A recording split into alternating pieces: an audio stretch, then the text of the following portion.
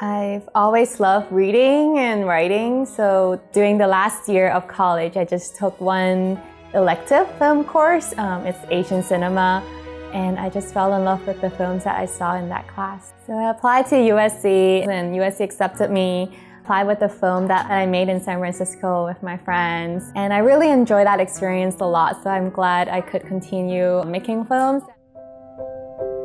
I've been searching for a story ever since I started film school. There are different short films that I was able to make, but they were like slice of life kind of film. They were about my experience at that time. So I made Small Potatoes, which was about my experience when I first immigrated here. And then I made Future Check. It was a struggle of me being engaged to my husband at that time and struggling what my expectation of like my future self would be like and my current self. And I also made like other little exercise. And I also made a web series that is about three sisters dealing with their Asian American identity and dating and Korea.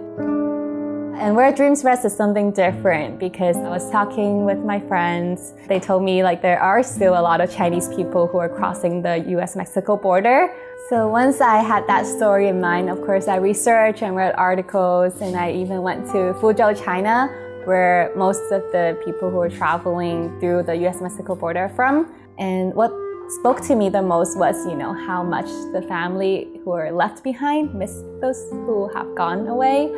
And I think that's just a Chinese culture thing. We want to live a better life, we want to make money, but the cost is you sacrifice the family time.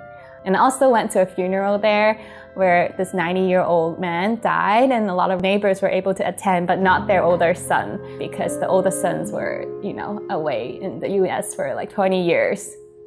So that's the stories throughout that town, and because they miss the family so much, and they couldn't come here because they are blacklisted from visa application and whatever. So the only way that they could come is through illegal means.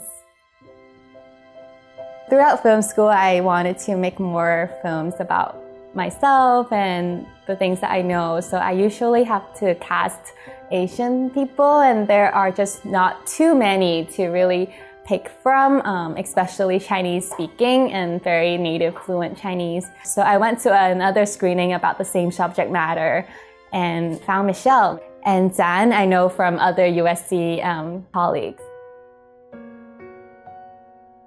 For me, it was really about, dealing with loss or shattered dreams, especially as an immigrant myself. I think even now, I feel trapped a little bit.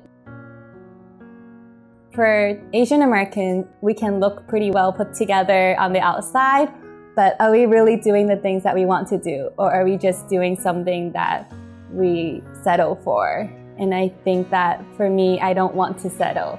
I want to do what I am born to do, or what I am confident to do if I'm in my real hometown, where I'm most comfortable.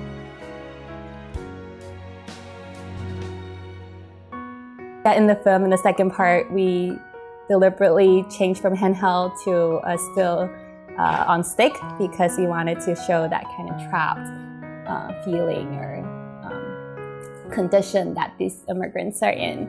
But I heard this quote from my friend where he said, film is something that, if you have gone through it, it's almost like if you have gone through this heartbreak, you are able to heal or find that healing in real life.